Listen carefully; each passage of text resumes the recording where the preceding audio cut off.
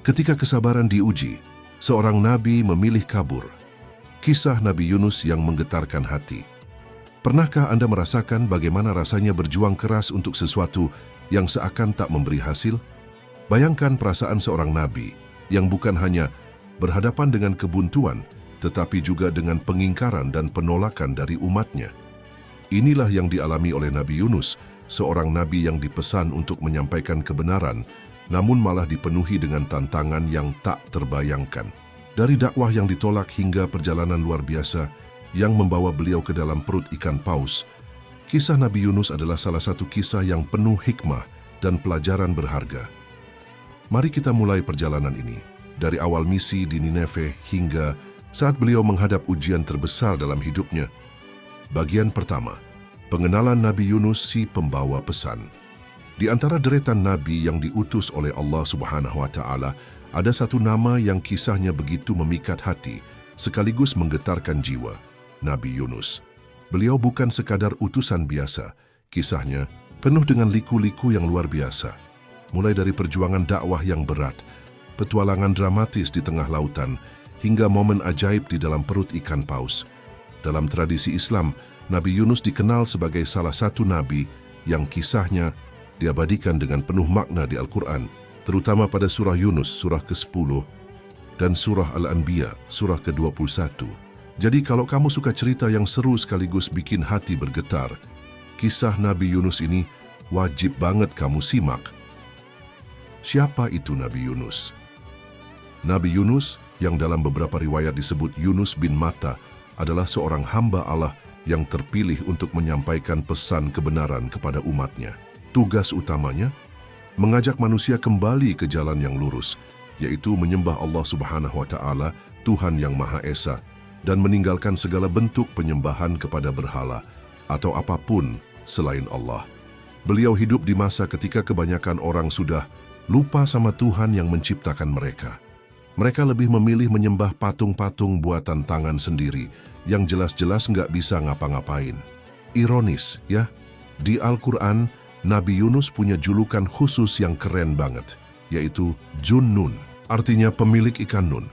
Julukan ini nggak sembarangan loh. Ini merujuk pada salah satu episode paling epik dalam hidupnya, saat beliau ditelan oleh ikan paus besar. Tapi sabar dulu, kita nggak bakal bahas itu sekarang. Di bagian ini, kita fokus dulu kenalan sama sosok beliau, latar belakangnya, dan apa yang membuatnya spesial sebagai nabi. Latar belakang. Kota Nineve yang penuh tantangan Nabi Yunus diutus ke sebuah kota bernama Nineve. Kalau kita tarik ke peta modern, Nineve ini ada di wilayah yang sekarang jadi bagian dari Irak. Zaman dulu Nineve bukan kota sembarangan. Ini adalah kota besar, ramai, dan cukup maju untuk ukuran zaman itu. Bangunannya megah, perdagangannya hidup, dan penduduknya banyak. Tapi ada satu masalah besar, penduduknya jauh banget dari ajaran Allah. Bayangin deh, di tengah kota yang sibuk itu, orang-orang malah sibuk bikin berhala dari kayu, batu, atau bahkan emas. Mereka nyanyi-nyanyi buat patung itu, sembahyang, dan minta sesuatu, padahal benda itu cuma berdiri diam, nggak bisa jawab, apalagi bantu. Miris kan? Nah, Allah Subhanahu wa Ta'ala yang Maha Pengasih lagi Maha Penyayang nggak tega lihat ciptaannya tersesat begitu. Makanya, dia pilih Nabi Yunus untuk jadi pembawa pesan, supaya penduduk Nineve sadar dan kembali ke jalan yang benar. Tugas mulia yang nggak gampang. Jadi, apa sih misi Nabi Yunus? Simple, tapi berat. Ajak orang-orang Nineve untuk ninggalin berhala dan menyembah Allah Subhanahu wa Ta'ala. Kedengarannya gampang ya? Cuma bilang, hei kalian salah jalan nih, yuk sembah Allah aja, Tuhan yang bikin langit, bumi, dan kalian semua. Tapi, coba bayangin kalau kamu jadi Nabi Yunus. Kamu datang ke kota yang udah punya tradisi turun-temurun, kebiasaan yang udah mendarah daging, dan tiba-tiba bilang, kalian salah, stop sembah berhala. Pasti ada yang nyanyi lagu susah dilupain, sambil pegang erat patung mereka. Kan? Nabi Yunus adalah orang yang sabar dan penuh semangat. Beliau nggak cuma ngomong sekali lalu nyerah. Bertahun-tahun beliau berdakwah, ngasih nasihat, nunjukin contoh yang baik. Dan tentu aja berdoa supaya Allah bukain hati umatnya. Beliau bilang, Allah itu maha kuasa, dia yang kasih kalian hidup, rezeki dan segalanya. Kenapa malah nyembah benda mati? Tapi seperti yang kita tahu, manusia itu kadang keras kepala. Ada yang dengerin, tapi banyak juga yang cuek, bahkan mungkin nyinyir. Sabar banget kan Nabi Yunus? Sifat Nabi Yunus, pemberani dan penuh dedikasi Nabi Yunus bukan cuma sabar, tapi juga pemberani. Bayangin, beliau harus ngomong ke orang-orang yang jumlahnya ribuan, yang sebagian besar nggak suka sama apa yang beliau bilang. Tapi beliau nggak takut. Beliau yakin banget sama misi dari Allah. Keyakinan itu yang bikin beliau terus maju, meskipun kadang rasanya kayak ngomong sama tembok. Beliau juga manusia biasa loh. Bukan berarti karena Nabi lalu nggak punya perasaan. Pasti ada saat-saat beliau capek, sedih, atau bahkan frustrasi lihat umatnya nggak berubah. Nah, perasaan-perasaan ini yang nanti bakal jadi pemicu buat keputusan besar dalam hidupnya. Tapi itu cerita untuk bagian selanjutnya. Sekarang kita nikmatin dulu perkenalan sama beliau. Kenapa kisah Nabi Yunus penting buat kita? Kisah Nabi Yunus nggak cuma seru kayak film petualangan, tapi juga penuh pelajaran yang bisa kita bawa ke hidup sehari-hari. Pertama, dari beliau kita belajar tentang kesabaran. Bayangin, ngajak orang ke jalan yang benar selama bertahun-tahun, tapi responsnya cuman, males, ribet. Kita aja ngajak teman makan bareng kadang udah kesel kalau ditolak, apalagi dakwah bertahun-tahun. Kedua, kisah ini ngajarin kita tentang keikhlasan. Nabi Yunus berdakwah bukan buat dapat pujian atau hadiah dari manusia, tapi karena perintah Allah. Ketiga, dan yang paling keren, kita belajar tentang ampunan Allah. Nanti di bab bagian berikutnya, kita bakal lihat gimana Allah selalu buka pintu maaf buat hambanya, bahkan di saat yang paling gelap sekalipun. Terus kisah Nabi Yunus juga bukti nyata kekuasaan Allah. Ditelan ikan paus, bisa hidup di dalamnya, diselamatkan dengan cara yang nggak masuk akal. Semua itu cuma bisa terjadi karena Allah yang ngatur. Ini bikin kita takjub sekaligus tambah yakin sama kebesarannya. Bagian kedua, awal mula misi di Nineveh setelah Allah, SWT mengutus Nabi Yunus untuk menyampaikan pesan kebenaran kepada penduduk Nineveh. Beliau memulai misi dakwahnya dengan penuh semangat. Nineveh adalah kota besar dan maju di tepi sungai Tigris, dengan bangunan megah dan pasar yang ramai. Tapi di balik kemegahan itu ada masalah serius. Penduduknya menyembah berhala. Kota yang penuh berhala penduduk Nineveh punya banyak berhala. Ada yang dari kayu, batu, bahkan emas dan perak. Setiap rumah punya berhala sendiri, dan di tengah kota berdiri kuil besar sebagai pusat penyembahan. Mereka percaya berhala-berhala ini bisa memberikan perlindungan dan rezeki. Padahal berhala itu cuma benda mati yang nggak bisa berbuat apa-apa. Nabi Yunus datang membawa pesan tegas. Tinggalkan berhala-berhala itu dan sembahlah Allah, Tuhan, yang Maha Esa, yang menciptakan langit, bumi, dan segalanya. Pesannya sederhana, tapi menantang tradisi mereka yang udah mengakar kuat. Respons awal penduduk Nineveh awalnya, penduduk Nineveh bingung sama Nabi Yunus. Siapa sih orang ini? Kok tiba-tiba ngomongin Tuhan yang satu? Bisik mereka. Ada yang penasaran, ada yang cuek, dan ada juga yang ngejek. Dia cuma cari perhatian aja. Tapi Nabi Yunus enggak menyerah. Beliau keliling kota, dari rumah ke rumah, dari pasar ke alun-alun, menyampaikan ajaran Allah dengan suara lantang tapi lembut. Beliau jelasin bahwa Allah lah yang ngasih hidup, kesehatan, dan rezeki. Kenapa kalian sembah benda yang kalian buat sendiri?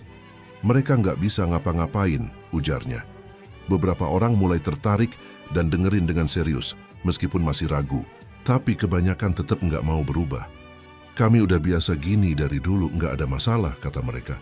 Ada juga yang sinis. Kamu siapa? Berani ngatur kami. Tantangan dari tokoh masyarakat, nggak cuma penduduk biasa, tokoh masyarakat. Dan pemimpin lokal juga mulai risih sama Nabi Yunus. Mereka ngerasa ajarannya mengancam posisi mereka, apalagi banyak yang dapat untung dari kuil berhala, seperti pengurus kuil atau penjual sesajen. Salah satu pemuka agama lokal menantang Nabi Yunus debat terbuka. Kamu bilang berhala kami nggak berguna.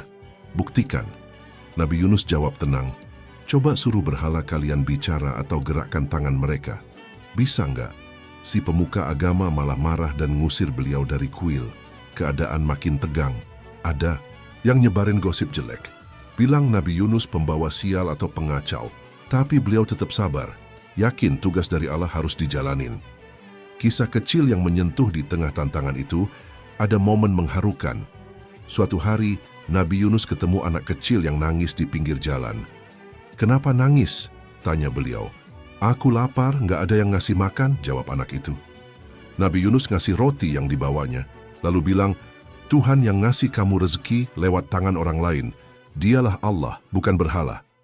Anak itu tersenyum dan bilang, "Makasih, Pak, aku bakal ingat." Momen kecil ini jadi penyemangat buat Nabi Yunus. Bagian ketiga, dakwah penuh tantangan. Setelah bertahun-tahun berdakwah di Nineveh dengan penuh kesabaran, Nabi Yunus mulai merasakan beban yang semakin berat. Di bagian sebelumnya, kita udah lihat gimana beliau berusaha mengajak penduduk Nineveh meninggalkan berhala dan kembali menyembah Allah. Tapi respons mereka jauh dari harapan. Nah, di bagian ini, ceritanya bakal makin seru karena kita akan lihat tantangan yang bikin Nabi Yunus, seorang nabi sekalipun, merasa terpojok. Apa yang terjadi? Simak ya. Tantangan yang makin berat hari demi hari, Nabi Yunus terus menyampaikan pesan Allah. Beliau pergi ke pasar, ke alun-alun, bahkan ke tempat ibadah mereka yang penuh dengan patung-patung berhala. Suaranya lantang, tapi hati penduduk Nineveh tetap dingin. Kalau di bagian sebelumnya mereka cuma cuek atau nyinyir, sekarang sikap mereka mulai berubah jadi lebih keras. Ada yang terang-terangan menentang, bahkan mengancam Nabi Yunus. "Pergi dari sini Yunus, kami nggak mau dengar omonganmu lagi," teriak salah satu penduduk. Ada juga yang bilang, "Kamu cuma bikin rusuh aja di kota ini. Kalau kamu nggak berhenti, kami bakal usir kamu." Bayangin deh, gimana rasanya diancam sama orang-orang yang seharusnya kamu selamatin. Pasti nggak enak banget.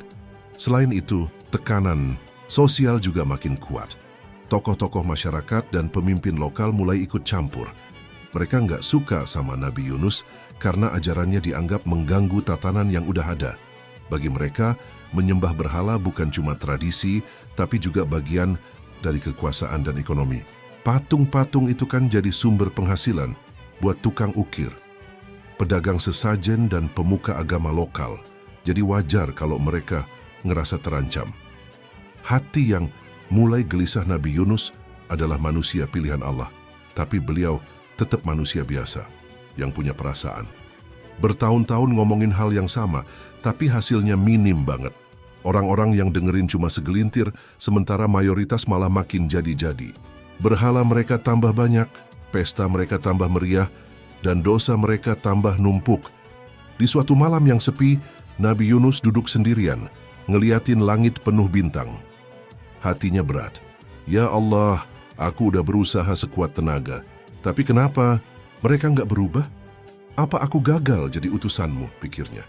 Beliau bukan nyerah, tapi rasa frustrasi itu mulai menggerogoti kesabarannya. Kita semua pasti pernah ngerasa gitu kan? Pas udah usaha mati-matian, tapi hasilnya nggak kelihatan. Keputusan besar Nabi Yunus, disinilah cerita mulai berbelok. Karena udah capek dan merasa nggak ada harapan lagi, Nabi Yunus akhirnya ngambil keputusan besar. Beliau memilih untuk meninggalkan Nineveh. Mungkin mereka emang nggak layak dapat hidayah, pikir beliau dalam hati.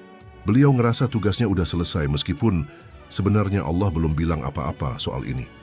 Jadi, tanpa menunggu perintah baru dari Allah, Nabi Yunus berangkat pergi dari Nineveh. Beliau jalan menuju pelabuhan terdekat, niatnya mau naik kapal dan pergi sejauh mungkin dari kota itu. Bayangin seorang nabi yang biasanya sabar dan teguh, sekarang memutuskan buat kabur karena udah nggak kuat lagi ngadepin keras kepalanya penduduk Nineveh.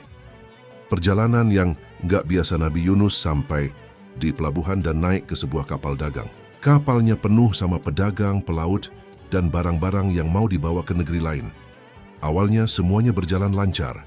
Angin bertiup pelan, ombak tenang, dan kapal meluncur mulus di atas laut. Nabi Yunus duduk di sudut kapal, mikirin apa yang udah beliau tinggalin di Nineveh. Tapi tiba-tiba cuaca berubah drastis. Angin kencang mulai bertiup, ombak gede mulai menghantam kapal, dan petir menyambar-nyambar di langit. Kapalnya oleng, barang-barang pada jatuh, dan semua orang di kapal panik. "Ada apa ini? Laut kok tiba-tiba jadi gini?" teriak seorang pelaut. Para pelaut mulai curiga bahwa ada sesuatu yang nggak beres. Mereka bilang, "Pasti ada orang di kapal ini yang bikin Tuhan marah." Di zaman itu, orang-orang percaya kalau bencana laut adalah tanda kemarahan ilahi. Mereka akhirnya mutusin buat undi, cari tahu siapa yang jadi penutup masalah ini. Dan tebak siapa yang kena undian? Yup, Nabi Yunus. Nabi Yunus di laut pas ditanya. Nabi Yunus nggak ngelak. Dengan jujur beliau bilang, aku utusan Allah tapi aku ninggalin tugasku di Nineveh. Mungkin ini hukuman buatku. Para pelaut kaget, tapi mereka juga takut. Mereka nggak mau ikut kena imbasnya. Setelah diskusi, Nabi Yunus sendiri yang bilang, lempar aja aku ke laut. Ini salahku, bukan kalian. Awalnya mereka ragu, tapi karena badai makin parah, akhirnya mereka setuju. Dengan berat hati mereka lempar Nabi Yunus ke laut. Dan ajaibnya, begitu beliau masuk ke air, badai langsung reda. Kapal selamat, tapi Nabi Yunus, beliau sekarang sendirian di tengah laut yang luas. Hikmah di balik keputusan di sini. Kita lihat sisi manusiawi dari Nabi Yunus. Beliau sabar banget, tapi ada titik di mana kesabarannya diuji sampai batas. Keputusan beliau buat ninggalin Nineveh mungkin kelihatan salah, tapi ini juga jadi bagian dari rencana Allah yang lebih besar. Allah nggak ninggalin Nabi Yunus begitu aja. Malah, dari sinilah cerita beliau bakal masuk ke bagian yang paling terkenal, ditelan ikan besar. Tapi itu kita bahas di bagian selanjutnya ya. Pelajaran dari bagian ini ada. Banyak hal yang bisa kita ambil dari bagian 3 ini. Ujian bisa datang bertubi-tubi.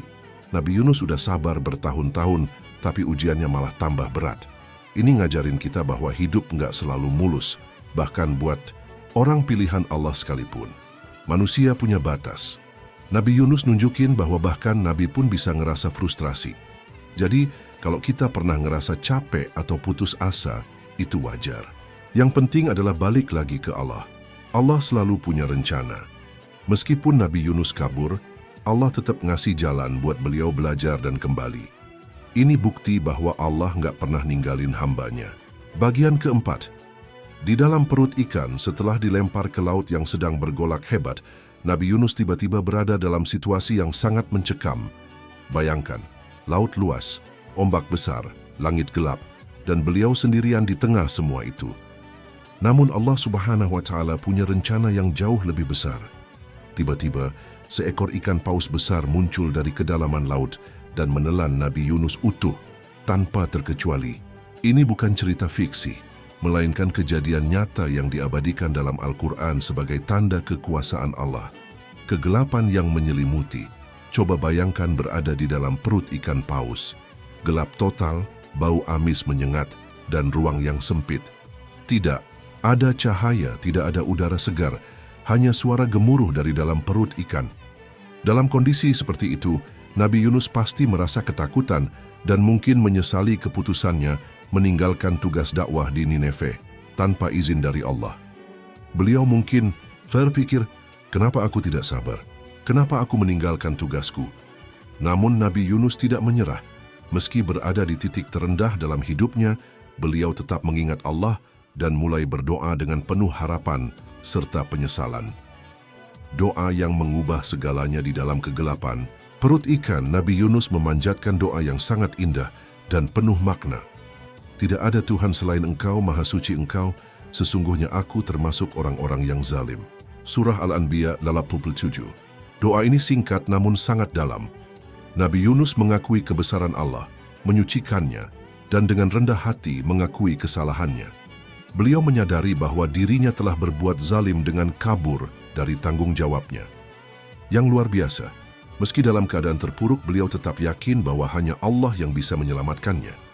Allah Subhanahu wa Ta'ala yang Maha Mendengar dan Maha Pengasih mendengar doa tersebut. Ini membuktikan bahwa tidak ada tempat yang terlalu gelap atau terlalu jauh untuk doa seorang hamba sampai kepadanya. Bahkan dari dalam perut ikan di dasar laut. Mukjizat di dalam perut ikan. Mungkin kita bertanya-tanya, bagaimana Nabi Yunus bisa bertahan di dalam perut ikan? Secara logika, manusia tidak mungkin hidup di sana. Ada asam lambung yang kuat dan kondisi yang ekstrim. Tapi inilah mukjizat Allah. Allah memerintahkan ikan paus itu untuk menelan Nabi Yunus tanpa mencernanya. Jadi beliau tetap hidup di dalam sana, meski tentu saja dalam keadaan yang sangat sulit. Selama di dalam perut ikan, Nabi Yunus terus berdoa dan berzikir. Beliau tidak putus asa, malah semakin mendekatkan diri kepada Allah. Ini jadi pelajaran besar. Saat hidup terasa sulit, doa dan taubat adalah jalan terbaik untuk mencari pertolongan. Penyelamatan yang penuh rahmat setelah beberapa waktu, ada yang mengatakan 3 hari, ada pula yang bilang lebih lama. Allah memerintahkan ikan paus untuk memuntahkan Nabi Yunus ke daratan. Dari kegelapan perut ikan, beliau tiba-tiba berada di pantai yang terang, ditemani sinar matahari dan angin sepoi-sepoi. Nabi Yunus selamat. Momen ini menunjukkan rahmat Allah yang luar biasa. Bukan hanya menyelamatkan Nabi Yunus, Allah juga memberinya kesempatan kedua untuk kembali melaksanakan tugas dakwahnya. Ini bukti bahwa Allah Maha Pengampun bagi hamba yang bertaubat. Hikmah dari bagian ini, ada banyak pelajaran yang bisa kita petik dari bagian keempat ini. Kekuatan doa. Tidak peduli seberapa sulit keadaan, doa selalu bisa menjangkau Allah dan membawa harapan sifat pengampun Allah. Meski Nabi Yunus sempat meninggalkan tugasnya, Allah tetap mengampuni dan memberi jalan keluar. Kekuasaan Allah yang tak terbatas. Menyelamatkan Nabi Yunus dari perut ikan adalah tanda bahwa Allah bisa melakukan apa saja. Kita masih akan melanjutkan ceritanya. Perjalanan Nabi Yunus belum selesai. Pada video selanjutnya kami akan menceritakan bagaimana badai dan ikan paus di dalam lautan, serta doa-doa yang dipanjatkan dalam kegelapan hingga keberhasilan, serta cara dakwah Nabi Yunus. Jadi jangan lupa subscribe dan nyalakan lonceng notifikasinya, supaya tidak tertinggal kelanjutan dari cerita ini. Terima kasih, sampai jumpa di next video.